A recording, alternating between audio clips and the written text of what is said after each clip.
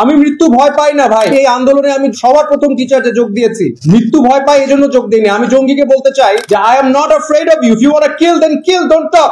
এই যে ইয়াং ছেলে যাদেরকে এই উগ্রবাদ জঙ্গিবাদের মধ্যে ঠেলে দিয়েছে কিছু লিবারাল সেকুলার বুদ্ধিজীবী, এই ছেলেটার জীবনটা তো নষ্ট করেছেই, সাথে এই যে একটা হুমকির মধ্যে সরওয়ার স্যার আছেন। আমি আমার ব্যাপারে একদমই চিন্তিত না, আমাকে মেরে ফেলুক, নো প্রবলেম। আমরা গুনাহগার মানুষ বললে শহীদ, এটা নিয়ে আমি ওয়ারিড না। বাট সরওয়ার স্যারের ফ্যামিলি আছে। আইন শৃঙ্খলা বাহিনী কি করছে? ইসলামী আন্দোলনের আবরার ভাই, আমি ওনাকে 1 বছর ধরে চিনি। ওনার মতো ভালো মানুষ বাংলাদেশে ওয়াল্লাহি আমি দেখি না। এত ভালো মানুষ দেশের জন্য এত কাজ করছে, সে তো ঠিকই জঙ্গি মামলা খাইলো কিছু না করে। লেখকরা তো ইসলামের ব্যাপারে লেখক যারা আছেন তাদেরকে জঙ্গি মামলা দেওয়া হচ্ছে।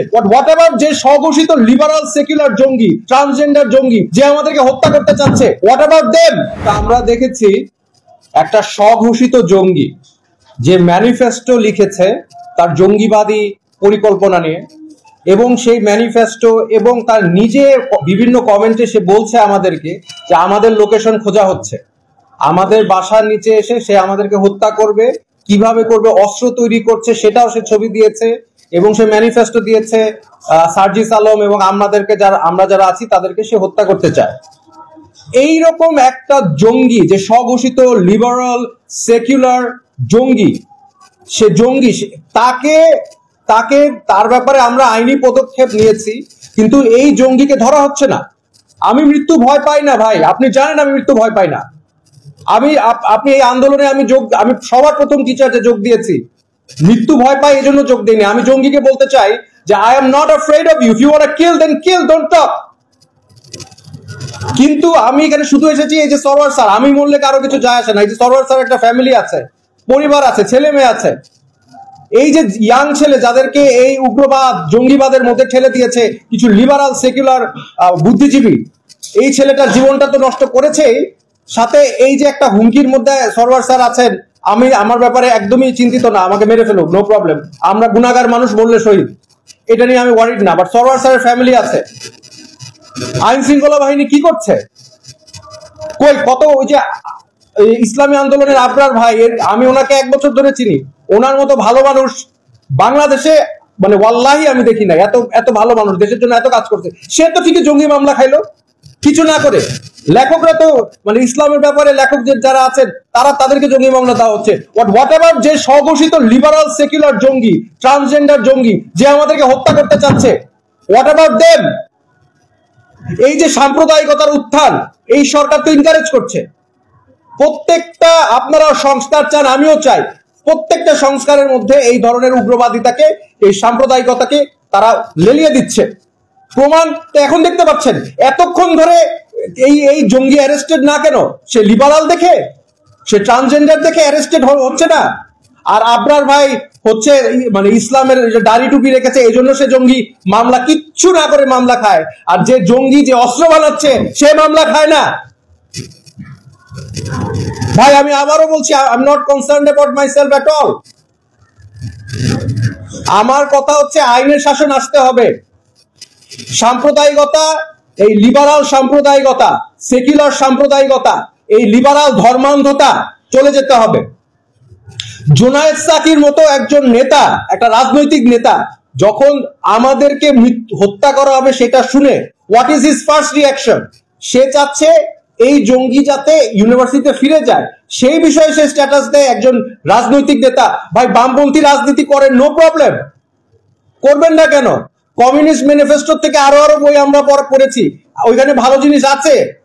বাট দ্যাট ডাজন্ট মিন আপনি পুরো জঙ্গি হয়ে যাবেন, জঙ্গি সমর্থন করবেন। আপনি দেখেন সামিনা লুৎফা, উনি একজন ঢাকা ইউনিভার্সিটির শিক্ষক হয়ে কিভাবে বিবৃতি দিতে পারে যে আমাদেরকে ক্ষমা চাইতে হবে, যাদেরকে হত্যা করা হবে তাদেরকে ক্ষমা চাওয়ার কথা সামিনা লুৎফা বলেছে। আমি সামিনা লুৎফার উদ্দেশ্যে বলতে চাই যে আমি আপনার কাছে এসে ক্ষমা চাবো। মুসলমান হয়েছি, দোষ করেছি, এই দোষের কারণে ক্ষমা চাবো। আপনি বলেন, আমার লোকেশন জানতে, আপনি বলেন ঢাকা ইউনিভার্সিটিতে কবে আসবো, বলেন, আমি একা আসবো আপনার কাছে ক্ষমা চাবো। যদি এই শিক্ষা আপনি দেন আপনার ছাত্রদেরকে, জঙ্গিবাদী হত্যাকারীর ইউনিভার্সিটিতে ফিরে যাবে, এইটার জন্য যদি আপনি বিবৃতি দেন, তাহলে আপনার আসলে আপনি নিজে চিন্তা করেন আপনার পজিশনটা কি। জঙ্গিবাদকে আপনি উস্কে দিচ্ছেন, লিবারাল জঙ্গিবাদ। আপনি এতটাই সাম্প্রদায়িক যে ওই সম্প্রদায়, আপনার সম্প্রদায়ের একটা স্বঘোষিত জঙ্গি স্বঘোষিত জঙ্গি যখন আমাদেরকে হত্যা করতে চায় তার পক্ষে আপনি বিবৃতি দিচ্ছেন। আপনি এতটা সাম্প্রদায়িক। এবং আমরা দেখেছি বিভিন্ন সময় এই সব সাম্প্রদায়িকদেরকেই এই সরকার ইয়েকে দিচ্ছে, শুধু ইয়ে না, এই সরকার সেটা তো দিচ্ছে, সেনেট মেম্বার দিয়েছে, সেটা তো আলাদা কথা। আমাদের যে সংস্কার কমিশন গুলোতে সব সাম্প্রদায়িক, সব লিবারাল সেকুলার ধর্মান্ধ, এই সামিনা লুৎফার মতো ওনাকে বের করা হয়েছে। বাট আরো যারা ছিল, রাখাল রাত একটা সাম্প্রদায়িক দাঙ্গায় লাগিয়ে দিয়েছিল, তাকে দিয়েছে এই এডুকেশন বোর্ডে। কেন? আর বাংলাদেশে মানে আমাদের ইয়ের থেকে নাই? ওনারা এক্সট্রিমলি সাম্প্রদায়িক, ওনারা এক্সট্রিমলি ধর্মান্ধ। এদের ধর্ম হচ্ছে লিবারালিজম, এদের ধর্ম হচ্ছে সেকুলারিজম, টু দা পয়েন্ট যে তারা এই রকম মানে জঙ্গিবাদ কে উস্কে দিচ্ছে। এবং আমরা যারা জাস্ট আইনি সহযোগিতা চেয়েছি, আমাদেরকে ক্ষমা চেতে হবে। সো আমি আমার বক্তব্য এখানে শেষ করার আগে বলে দিচ্ছি যে সামিনা লুৎফা এবং যারা আমাকে ক্ষমা চেতে বলেছেন, আমি ক্ষমা চাইতে রেডি আছি আপনাদের কাছে। আপনি আমাদেরকে বলেন, আমি একা আসবো, ঢাকা ইউনিভার্সিটিতে কবে আসবো বলেন, আমি আপনার কাছে ক্ষমা চেয়ে যাবো। আমি রেডি। কারণ আমার যদি জাস্ট মুসলমান হওয়ার কারণে আমার যদি মানে আমাকে মরে যেতে হয়, হ্যাঁ আমি মতো মরে যেতে রাজি আছি। একটা জঙ্গিবাদে, আপনার দেশে লিবারাল জঙ্গিবাদের যে উত্থান, সেটার জন্য যদি আমার ক্ষমা চাইতে হয়, ঠিক আছে, আমি ক্ষমা চাবো। আমি এখানে অন রেকর্ড, অন টিভি বলছি, আমি সামিনা লুৎফার কাছে ক্ষমা চাইতে প্রস্তুত। আমাদের সংবিধান সংস্কার কমিটির যে প্রধান, উনি একটা জরিপ করেছেন, যেটা কত পার্সেন্ট মানুষ চায়। ওনার জরিপে এসেছে মানে 40 জন, মানে 96% মানুষ চায় না। তাও আবার সরকারি জরিপে, তাও আবার এদেরকে ইনক্লুড করা হয়েছে, তাই এই জন্য ওই 4%, নইলে সেটাও পাবে না। ইন্ডিপেন্ডেন্ট জরিপে সেটাও আসবে না। যেখানে 96% মানুষ এটার কোনো মানে চাই না, পছন্দ করে না, এটা বিকৃত। আপনি ডানপন্থী হন, বামপন্থী হন, যে পন্থী হন, এটা বাংলাদেশের কেউ চায় না এই ধরনের বিকৃত জিনিস, উগ্রবাদিতা, জঙ্গিবাদিতা। আর এবং আমি একটা জিনিস খেয়াল করছি ভাই, আপনি জানেন আমার অবস্থান কি, আমি কথা বললে মানুষ শুনে কিনা এটা আপনি জানেন। আন্দোলনের 24-এর আন্দোলন থেকে এই পর্যন্ত আমি কোন আন্দোলনের কথা বলেছি? কোন আন্দোলনে আমি যোগ দিয়েছি? আমি তো চাই দেশের শান্তি, আমি চাই দেশটা স্টেবল হোক, এবং এই কথা আমি সবসময় বলেছি, স্টেবল হোক, দেশে শান্তি আসুক, আইন শৃঙ্খলা পরিস্থিতি নিয়ন্ত্রণে আসুক, এটাই আমি চাই। আমি কোন আন্দোলন কিন্তু ডাক দেই নাই, বলি নাই।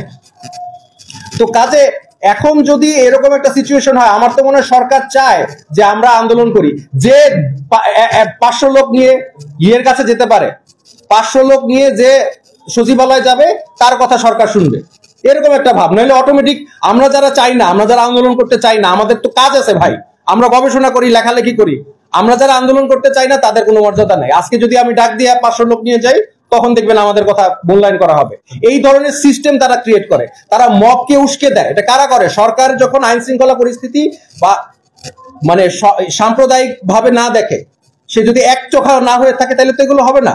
এখন আমার পক্ষে যদি এখন মনে করেন দাঁড়ায় যায়, কয়েকজন লোক যদি দাঁড়ায় যায় যে কেন বিচার হচ্ছে না, কেন অন্যায় ভাবে আমাদেরকে মানে সাম্প্রদায়িক বামপন্থী সাম্প্রদায়িকরা কেন ইয়ে পাবে আর আমরা কেন পাবো না, এই ধরনের যদি একটা অস্থির সিচুয়েশন ক্রিয়েট হয়ে যায়, তাহলে সেটা কারা দায়ী? আপনারা আইন প্রয়োগ করছেন না কেন? আইন তো আছে। তো এই জন্য আমি বলবো ভাই, আমি ব্যক্তিগতভাবে কোনো আন্দোলন চাই না ভাই। আমি জীবনে অনেক আন্দোলন করেছি। আপনারা মিডিয়ারা মানে এই কোটা আন্দোলনের সময় ভিপি নূর যিনি ছিলেন তখন, উনি আমার জুনিয়র, ওনাকে আপনারা মিডিয়াতে ফোকাস করছেন, বাট আমরা প্রাইভেটে আমি নেতৃত্ব দিয়েছি ওইখানে, সেখানে আপনারা মিডিয়াটা জান নাই। তো আমি জীবনে অনেক আন্দোলন করছি ভাই, আমি আন্দোলন এখন আমি করতে চাই না। সো এটাই হচ্ছে আমার বক্তব্য। আমি দেশে শান্তি চাই।